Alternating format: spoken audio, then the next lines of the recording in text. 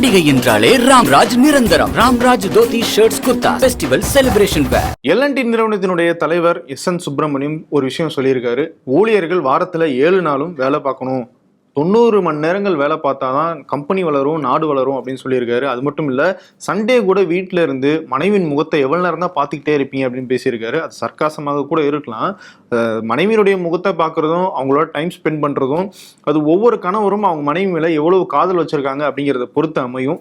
அவரால் அப்படி time spend பண்ண முடியலன்னு நினைக்கிறேன். ஆனா அதுக்காக மற்றவங்களையும் அந்த விதத்துல நினைக்கிறது எந்த விதத்துல நியாயம் அப்படிங்கிறது தெரியல. இன்னொரு பக்கம் சமீபத்துல இன்ஃபோசிஸ் நிறுவனத்தினுடைய தலைவர் நாராயணமூர்த்தி அவர் ஒரு விஷயம் சொல்லியிருந்தாரு.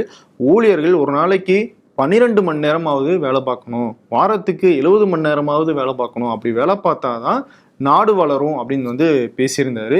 இந்த 2 நிறுவனங்களும் இந்த 2 தலைவர்களும் சரி ரொம்பவே மதிக்கத்தக்கவங்க தான். அவங்களுடைய பங்கு நாட்டினுடைய வளர்ச்சியில் இருக்கு. இருந்தாலும் அவங்க பேசுற விஷயங்கள் சரியா அப்படிங்கிற ஒரு விவாதம் எழுந்திருக்கு. இங்க மட்டும் கிடையாது, சமீபத்துல கர்நாடக அரசு ஒரு சட்ட மசோதா கொண்டு வந்தாங்க. அதுல என்னன்னா, வேலை நேரத்தை 12 மணி நேரமாக அதிகரிக்கிறதுக்கான வழிவகையை அந்த மசோதா ஏற்படுத்துச்சு. ஆனா அங்க இருக்கிற ஊழியர்களும் சரி, தொழிற்சங்கங்களும் சரி, எல்லாருமே எதிர்ப்பு தெரிவிக்கவே அந்த சட்டம் பின்வாங்கப்பட்டுச்சு. தமிழ்நாட்டிலையுமே 2023 அப்படி ஒரு மசோதா கொண்டு வரப்பட்டுச்சு.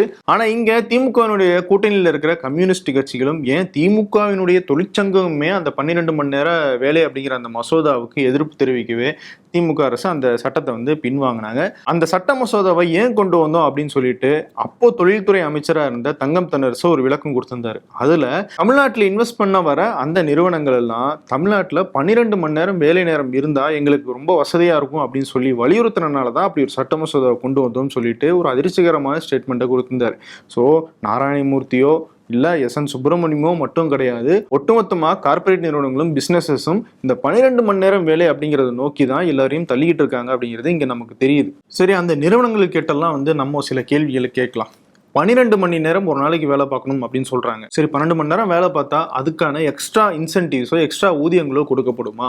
இப்பவே 12 மணி நேரம் தான் ஆல்ரெடி வேலை பார்த்துட்டு இருக்காங்க. 8 மணி நேரம்ன்றதான் சட்ட விதி. ஆனா அதை தாண்டி 12 மணி நேரம் 14 மணி நேரம்லாம் இப்பயே வேலை பார்த்துட்டு தான் இருக்காங்க. அப்படி இருக்கும்போது சட்டப்படியே நீங்க 12 மணி நேரம் வேலை பார்க்கணும் அப்படின்றது கொண்டு வந்துட்டீங்கன்னா 12 மணி நேரம் வேலை பார்த்து முடியும் போது இதை மட்டும் முடிச்சுட்டு போயிருங்களேன் அப்படின்னு சொல்லி எக்ஸ்ட்ரா 2 மணி நேரம் வேலை வாங்குவாங்க. அதாவது 14 மணி நேரம் 16 மணி நேரமா ஆகிறதுக்கு கூட வாய்ப்பு இருக்கு.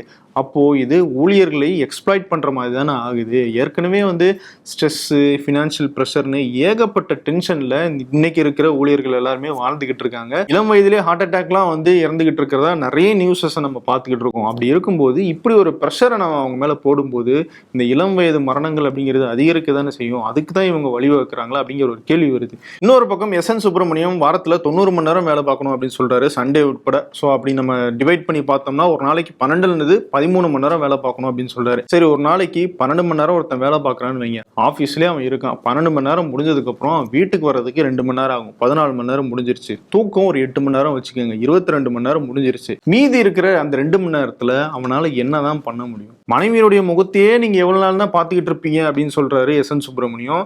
வாரம் ஃபுல்லா பாஸினுடைய முகத்தை மட்டும் எவ்வளவு நாள் பார்த்துக்கிட்டே இருக்க முடியும்? வீட்டுல அவங்களுக்குன்னு ஒரு மகிழ்ச்சிகள் இருக்கலாம், வெளியே போயிட்டு வரணும்னு நினைக்கலாம். சரி, அதை கூட விட்டுருங்க. வீட்டுல குடும்பத்தினர் இருப்பாங்க, அவங்களுடைய மனநலம், அவங்களுடைய உடல்நலம், குழந்தைகளுடைய கல்வி, இதுக்கெல்லாமே இவன் டைம் ஸ்பெண்ட் வேண்டியது இருக்கும் இல்லையா ஒரு ஊழியர் அப்படிங்கிறவரு. அதுக்கெல்லாம் எங்க போறது? இதுல வேலைக்கு போற பெண்களுடைய நிலைமை இன்னும் மோசம். 12 மணி நேரம் வேலை பார்த்துட்டு 2 மணி நேரம் டிராவல் பண்ணி வீட்டுக்கு குழந்தைகளை பார்த்து சமைச்சு அவங்கள படிக்க வச்சுன்னு அவங்களுடைய உடல்நலம் கடுமையாக பாதிக்கப்படும் சூழல் தான் ஏற்படும். சரிப்பா, அதுக்கு தான் கம்பெனி அப்பப்போ லீவு தரதுல அதை யூஸ் பண்ணி உங்களுடைய குடும்ப வேலைகள்லாம் பார்த்துக்க அப்படின்னு சொல்லலாம். குடும்ப வேலைகள் எவ்வளவு பார்க்க முடியும்? தினம் தினம் போய் ஸ்கூலுக்கு ஒரு குழந்தைய விட்டுட்டு வருவாரு. ஸ்கூல்ல பேரண்ட்ஸ் டீச்சர்ஸ் மீட்டிங் வச்சிருப்பாங்க. அப்பா அம்மாவை ஹாஸ்பிட்டல் கூட்டு போக வேண்டியதா இருக்கும். வேலைக்கு போயிட்டு சாயந்தர நேரத்தில் அவர் ஹாஸ்பிட்டல் கூட்டு போவாரு. இப்படி ஏகப்பட்ட கமிட்மெண்ட்ஸ் அன்றாடம் இருக்கும். அது எல்லாத்துக்குமே நான் லீவ் போட்டு தான் கூட்டு போகணும்னா அத்தனை லீவை முதல்ல கம்பெனிஸ் கொடுப்பாங்களா அப்படிங்கிற ஒரு கேள்வி இருக்குல்ல. சரி, ஒருவேளை கொடுத்துட்டாங்க, இந்த வேலைகள்லாம் நான் லீவ் எடுத்து நான் போய் பார்த்துட்டேன் அப்படின்னா அப்போ அவனுக்கு லீஷர் டைம், அதாவது அவனுடைய மன மகிழ்ச்சிக்காக வெளியே போய் சுற்றுலா போறதோ, வேற சொந்தக்காரங்க வீட்டுக்கு போறதோ, ஒரு கல்யாணத்துக்கு போறதோ, அதுக்கான லீவுக்கெல்லாம் எங்க போறது?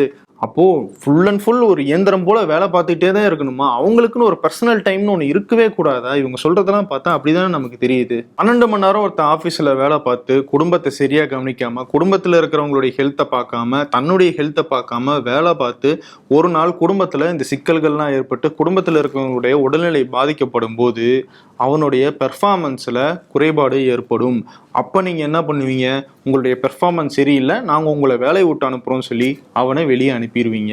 அப்போது 12 மணி நேரம் வேலை பார்த்தவனுக்கு இந்த நிறுவனம் என்ன பாதுகாப்பை கொடுக்குது? 12 மணி நேரம் ஒரு எம்ப்ளாயி வேலை பார்க்குறான்னா அதில் வளர்ச்சி அப்படிங்கிறது யாருக்கு கிடைக்குது? அந்த எம்ப்ளாயிக்கா இல்லை அந்த நிறுவனத்துக்கா அப்படிங்கிற ஒரு பெரிய கேள்வி இங்கே நம்ம முன்வைக்கணும். இப்போ நம்ம ஒரு உதாரணத்தை எடுத்துக்கலாம். ஐடி கம்பெனிஸ்லாம் நிறைய வெளிநாட்டிலேருந்து ப்ராஜெக்ட்ஸ் எடுக்கிறாங்க. அந்த வெளிநாடுகள் ஏன் இந்தியா கம்பெனிகளை ப்ரிஃபர் பண்ணுறாங்கன்னா, இங்கே சீப் லேபர் அப்படின்னு சொல்கிறாங்க. சீப் லேபர் அப்படிங்கிறது ஊழியர்களுக்கு தான் இருக்குது. ஆனால் நிறுவனத்தினுடைய தலைவர்களுக்கு சீப்பான ப்ராஃபிட் கிடையாது, நல்ல ப்ராஃபிட்டே கிடைச்சிட்டு இருக்கு. ஒரு எம்ப்ளாய்க்கு இவ்வளோ காஸ்ட்டுன்னு சொல்லி அந்த நிறுவனங்கள்கிட்ட வந்து பேசி வாங்குறாங்க பணத்தை. ஆனால் அதில் எத்தனை பெர்சன்டேஜ் எம்ப்ளாயிஸுக்கு கொடுக்குறாங்க அப்படிங்கிறத வெளிப்படையாக சொல்ல முடியுமா? ரொம்ப சொற்பமான அளவு தான் எம்ப்ளாயிஸுக்கு கொடுக்குறாங்க. மீதியெல்லாம் அவங்களுடைய ஆப்ரேட்டிங் எக்ஸ்பென்சஸ்க்கும் அவங்களுடைய ப்ராஃபிட் மார்ஜின்லையும் சேர்க்கப்படுது. எல்என்டி நிறுவனத்தினுடைய தலைவர் எஸ்.என். சுப்பிரமணியம் சொல்றாரு, நான்லாம் சண்டேவோட வந்து வேலை பார்த்துக்கிட்டு இருக்கேன், நீங்களும் அந்த மாதிரி சண்டே வந்து வேலை பாருங்க அப்படின்னு சொல்றாரு. சரி, ஒரு எம்ப்ளாயி சண்டேயும் வந்து வேலை பார்க்கலாம். அப்போ எஸ்.என். சுப்பிரமணியத்துக்கு கிடைக்கிற அதே அளவிலான இன்கிரிமெண்ட்டும் அதே அளவிலான இன்சென்டிவ்ஸும் சாதாரண அந்த எம்ப்ளாய்க்கும் கிடைக்குமா அப்படிங்கிற ஒரு கேள்வி இங்கே எழுது. நான் சொல்றது ஊதியம் சொல்லலை. ஊதியம்னா ஒரு பொசிஷனுக்கு ஏற்ற மாதிரி அவங்களுக்கான ஊதியத்தை வந்து ஃபிக்ஸ் பண்ணுவாங்க, அது சொல்லலை. ஆனால் ப்ராஃபிட்லேருந்து ஒரு நிறுவனத்தினுடைய தலைவருக்கோ உரிமையாளருக்கோ கிடைக்கிற பெர்சன்டேஜுக்கும் ஒரு எம்ப்ளாய்க்கும் கிடைக்கிற பெர்சன்டேஜுக்கும் எவ்வளோ டிஃப்ரென்ஸ் இருக்குது அப்படிங்கிறத பாருங்கள். அப்போது நான் 7 நாள் உழைக்கிறதுக்கும் நீங்கள் 7 நாள் உழைக்கிறதுக்கும் வளர்ச்சி எந்த அளவுக்கு இருக்குது அப்படிங்கிறது தான் இங்கே முக்கியமாக நம்ம நோட் பண்ண வேண்டிய பாயிண்டாக இருக்குது. எஸ்.என். சுப்பிரமணியம் சண்டே வேலை பார்த்தா அவருக்கு ஆண்டுக்கு 51 கோடி ரூபாய் சம்பளம் கொடுக்குறாங்க. அது போக ஒவ்வொரு வருஷமும் 43% இன்சென்டிவும் இன்க்ரிமெண்ட்டும் கிடைக்குதுன்னு சொல்கிறாங்க. அதே பெர்சன்டேஜிலான இன்சென்டிவும் இன்க்ரிமெண்ட்டும் அந்த நிறுவனத்தினுடைய ஊழியர்களுக்கு கிடைக்குமா அப்படிங்கிறது இங்க ஒரு பெரிய கேள்வி. சரி, இன்ஃபோசிஸ் நாராயணமூர்த்தி அவருடைய கதைக்கு வருவோம். அவருக்கு இருக்கிற சொத்து மதிப்பு 36,500 கோடி ரூபாய் அளவுக்கு இருக்கு. அவருடைய கோஃபவுண்டர்ல ஒருத்தரான சேனாபதி கோபாலகிருஷ்ணன் அவருடைய சொத்து மதிப்பு 38,500 கோடியா இருக்கு. இன்ஃபோசிஸ் நாராயணமூர்த்தியினுடைய பேரனுக்கு இன்ஃபோசிஸ் நிறுவனத்தினுடைய பங்குகள்ல ஒரு 0.04% வந்து கொடுத்திருக்காங்க. அதனுடைய மதிப்பு மட்டுமே 201 கோடி ரூபாய். அந்த குழந்தை வந்து இதுக்கப்புறம் வளர்ந்து வேலைக்கு போகணும் அப்படிங்கிற அவசியமே கிடையாது. கிட்டத்தட்ட 4-5 தலைமுறைகளுக்கு அவங்களுக்கு வந்து சொத்து சேர்ந்துருச்சு. 2023-2024 காலகட்டத்தில் இன்ஃபோசிஸினுடைய ப்ராஃபிட் மட்டுமே 27,000 கோடி ரூபாய். எல்என்டியினுடைய ப்ராஃபிட் 9,000 கோடி ரூபாய். 40 மணி நேரம் ஒரு எம்ப்ளாயி உழைக்கும் போதே இவங்களால எவ்வளோ ப்ராஃபிட் சம்பாதிக்க முடியுது. அவங்க 90 மணி நேரம் வேலை பார்த்தாங்கன்னா இவங்களுடைய ப்ராஃபிட் எந்த அளவுக்கு ஏறும் அப்படிங்கிறத யோசிச்சு பாருங்க. இந்த வீடியோ பேசிட்டு இருக்கிறதுக்கு சில மணி நேரங்களுக்கு முன்னாடி ஒரு செய்தி வெளியானது. அதுல இன்ஃபோசிஸ் நிறுவனம் இந்த ஆண்டுக்கான இன்க்ரிமெண்ட்டை கட் பண்ணிட்டாங்க, கிடையாதுன்னு சொல்லிட்டாங்கன்னு வந்திருக்கு. இன்ஃபோசிஸ் மட்டும் கிடையாது, பல நிறுவனங்கள் லே ஆஃப் பண்ணிட்டு இருக்காங்க, இன்க்ரிமெண்ட்ஸை கட் பண்ணிட்டு இருக்காங்க. காரணம், பொருளாதாரம் மந்தமாக இருக்குது, பிஸ்னஸஸ் எல்லாம் மந்தமாக இருக்குது, சர்வதேச அளவில் பிரச்சனைகள் இருக்குது, அதனால் கட் பண்ணுறோம் அப்படின்னு சொல்கிறாங்க. ஏன் இன்க்ரிமெண்ட்டை கட் பண்ணுறீங்க? ஏன் லே ஆஃப் பண்ணுறீங்க? இத்தனை ஆண்டுகளாக தொழிலாளர்கள் உங்களுக்குன்னு ஒரு ப்ராஃபிட்டை உருவாக்கி கொடுத்தாங்கல்ல, அந்த ப்ராஃபிட்டை ஏன் வெளியெடுக்க மாட்டீங்க அப்படிங்கிற ஒரு கேள்வி நம்ம இந்த இடத்துல முன்வைக்கணும். இந்த நிறுவனங்கள் எல்லாமே குறிப்பிட்ட அளவிலான ப்ராஃபிட்டை இலக்கை நிர்ணயிச்சிடறாங்க.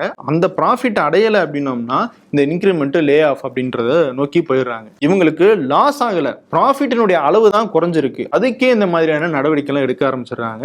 ஆனால் இவ்வளோ வருஷமாக ஊழியர்கள் ஒரு ப்ராஃபிட்டை உங்களுக்கு உருவாக்கி கொடுத்தாங்கல்ல, ஆனால் அந்த பணத்தை எடுத்து நீங்கள் முதலீட்டுக்கும் ஆப்ரேஷன் எக்ஸ்பென்சஸ்க்கும் நீங்கள் செலவு பண்ணீங்கன்னா ஊழியர்களுக்கு இன்க்ரிமெண்ட் கொடுக்காம இருக்கும், ஊழியர்களை வேலையை விட்டு நீக்கிறதுக்கான தேவையே உங்களுக்கு ஏற்படாது. ஆனா இந்த நிறுவனங்கள்லாம் என்ன பண்றாங்க?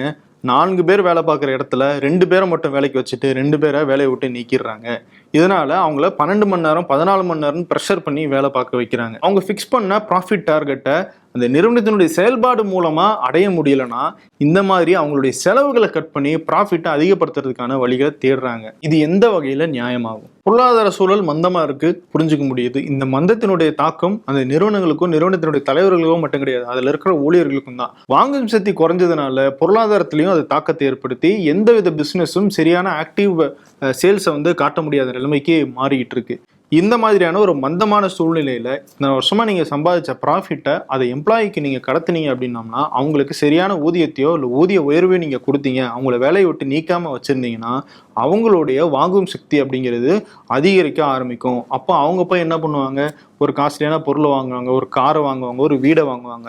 அவங்க வீடு வாங்கினாங்கன்னா அதுக்கு ஒரு வட்டி வந்து அவங்க வந்து செலுத்த ஆரம்பிப்பாங்க. லிக்விடிட்டி அதிகமாகும். இப்படி ஒரு நிறுவனத்தினுடைய ஊழியர்களுக்கு லிக்விடிட்டி அதிகமாச்சு அப்படின்னா, அவங்களுடைய வாங்கும் சக்தி அதிகமாச்சுன்னா அப்படியே அது அடுத்தடுத்த நிறுவனங்களுக்கும் பரவ ஆரம்பிக்கும். இந்த இன்ஃப்ளேஷன்ல இருந்து, இந்த மந்த நிலையிலிருந்து நம்ம ஈஸியா மீண்டு வரலாம். அந்த வழியிலையும் கூட நம்ம நாட்டை வளர்ச்சி அடைய செய்ய முடியும். நாடு வளர்ந்துருச்சு, வாங்கும் சக்தி அதிகமாயிருச்சுன்னா ஆட்டோமேட்டிக்கா எல்லா நிறுவனங்களும் அவங்களுடைய ப்ரொடக்ஷன் அதிகப்படுத்தலாம், அவங்களுடைய ப்ராஃபிட்டை அதிகப்படுத்துறதுக்கான வாய்ப்பு இருக்கு. ஸோ ப்ராஃபிட்டை அதிகப்படுத்தணும்னா எம்ப்ளாயிஸை வீட்டுக்கு அனுப்புறது மட்டும் வழி கிடையாது. அவங்களுக்கு சரியான ஊதியத்தை கொடுத்து சரியான ஊதிய உயர்வு கொடுக்கறது மூலமாகவும் ப்ராஃபிட்டை அதிகரிக்க முடியும். சரி, டாக்ஸ் விஷயத்துக்கு வருவோம். கார்பரேட் நிறுவனங்களுக்கு மத்திய அரசு பெரிய அளவிலான டாக்ஸ் தள்ளுபடி பண்றாங்க, டாக்ஸ் ரேட்டை கட் பண்றாங்க. ஆனால் சாதாரண மக்கள் பேங்க்ல 0 பேலன்ஸ் வச்சிருந்தாங்கன்னா அதுக்கு ஃபைன் போட்டு அமௌண்ட்டை வாங்கிடுறாங்க. இப்படிதான் இருக்கு நாட்டினுடைய நிலைமை. ஏன் இந்த நிறுவனங்கள் எங்களுக்கு டாக்ஸை நீங்க தள்ளுபடி பண்ணுவோம்னா நாங்க இருக்கிற டாக்ஸை கட்டுறோம் அப்படின்னு சொல்லலாமே, அப்படி கூட நாட்டை வளர்ச்சி அடைய செய்யலாமே. ஒவ்வொரு நிறுவனங்களும் எப்படி டாக்ஸை வந்து மிச்சப்படுத்தலாம், கம்ப்யூட்டரை வாடகைக்கு எடுக்கலாமா, காரை வாடகை கொடுக்கலாமா, ஊழியர்களுக்கு அலோவன்ஸா கொடுக்கலாமா, பில்டிங்கை வாடகைக்கு எடுத்தா அதன் மூலமா டாக்ஸ்ல வந்து நம்ம ரிபேட் வாங்கலாமா, இப்படின்னு மூளையை சிந்தி யோசிச்சு அந்த டாக்ஸ் எல்லாம் கட் பண்றதுக்கான வழியை வந்து தேடுறாங்க. ஏன் அதெல்லாம் பண்ணணும்? நேரடியாக அந்த டாக்ஸை கட்டுங்களேன், நாடு வளர்ச்சி அடையும்ல. உங்களுடைய இலக்கு நாடு வளர்ச்சி அடையணும்னா இதெல்லாம் ஏன் நீங்க பயன்படுத்துறீங்க? ஆனா சட்டத்துல இதுக்கான வழிகள்லாம் இருக்கு அப்படிங்கிறது உண்மைதான். ஆனா நாட்டினுடைய வளர்ச்சி தான் உங்களுடைய முக்கியமான அக்கறைனா இதை நீங்க செய்யலாமே, ஏன் அதை தவிர்க்கிறீங்க? ஒரு நிறுவனத்தினுடைய முதலாளியும் ஒரு நிறுவனத்தினுடைய தொழிலாளரும் டாக்ஸ் கட்டுறாங்க, 2 பேரும் அவங்களுடைய வருமானத்துக்கு. முதலாளி கட்டுற டாக்ஸ் அப்படிங்கிறது ஏதோ ஒரு வகையில அவங்களுக்கு திரும்பி வருது. அந்த முதலாளி கவர்மெண்ட் கிட்ட ப்ராஜெக்ட் எடுக்கிறாரு, இல்ல கவர்மெண்ட் அவர் முதலீடு பண்றதுக்கு ஏத்த வகையில சில சலுகைகளை கொடுக்குது. அப்படி இருக்கும்போது ஏதோ ஒரு வகையில அவங்களுக்கு அவங்க கட்டுற டாக்ஸ் அப்படிங்கிறது திரும்பி வந்துகிட்டே இருக்கு. ஆனா தொழிலாளி அவனுக்கு கிடைக்கிற அந்த ஊதியத்துக்கு இன்கம் டாக்ஸ் கட்டுறாரு, ஜிஎஸ்டி கட்டுறாரு, இப்படி டைரக்ட் இன்டைரக்ட்னு ஏகப்பட்ட டாக்ஸ் கட்டுறாரு. ஒண்ணுமே அவருக்கு திரும்பி வர்றது கிடையாது. அரசியல் கட்சிகள் எவ்வளவு இந்த மாதிரியான பெருநிறுவனங்கள் கிட்ட இருந்து நன்கொடை வாங்குறாங்க அப்படிங்கிற தகவல்லாம் அப்பப்போ வெளியேறிட்டே இருக்கு. எலக்டோரல் பாண்ட்ஸ் பிரச்சனை எல்லாம் நம்ம பார்த்தோம். ஏன் நாட்டினுடைய வளர்ச்சி முக்கியம் அப்படின்னா, இல்ல உங்க நிறுவனத்தினுடைய ப்ராஃபிட் அதிகமா இருக்கும் அப்படின்னு நினைச்சீங்கன்னா ஏன் அந்த மாதிரி அரசியல் கட்சிகளுக்கு நீங்க நன்கொடை கொடுக்கணும்? அவங்களுக்கு நீங்க இந்த டொனேஷன் கொடுக்க வேண்டிய தேவை ஏற்படுது. அப்ப நீங்க சரியா இருந்தீங்கன்னா அந்த டொனேஷன் கொடுக்க வேண்டிய தேவை கிடையாது, உங்களுடைய ப்ராஃபிட் மார்ஜின் அதிகமாகும்ல. அதை செய்யலாமே. சரி, எத்தனை நிறுவனங்கள் தங்களுடைய சொந்த முதலீட்டை போட்டு பிசினஸ் தொடங்காம வங்கியில இருந்து கடன் வாங்கிட்டு பிசினஸ் பண்றாங்க. அந்த கடனையும் செலுத்தாம எத்தனை பேர் வெளிநாட்டுக்கு தப்பிச்சு விடுறாங்க. அந்த வெளிநாட்டுக்கு தப்பிச்சு ஓடினவங்க எல்லாம் பிடிச்சிட்டு வந்து அவங்க கிட்ட இருந்தெல்லாம் பணத்தை மீட்டு நாட்டை வளர செய்யலாம்ல. அதையெல்லாம் நீங்க வலியுறுத்தலாமே, ஏன் அதெல்லாம் வலியுறுத்த மாட்டீங்க? இது எதையுமே செய்யாம நாடு வளரணும் நாடு வளரணும்னா எப்படி நாடு வளரும்? நீங்களும் உங்க குடும்பம் தான் வளருவீங்க. எம்ப்ளாயிஸ் கடைசி வரைக்கும் உழைச்சு செத்துதான் போகணும். இன்னும் எத்தனை நிறுவனங்கள் சூழலியலுக்கு பாதிப்பை ஏற்படுத்திட்டு அவங்க தொழில் செஞ்சு அதன் மூலமா லாபம் சம்பாதிச்சுக்கிட்டு இருக்காங்க அப்படிங்கிறது உங்களுக்கே நல்லாவே தெரியும்.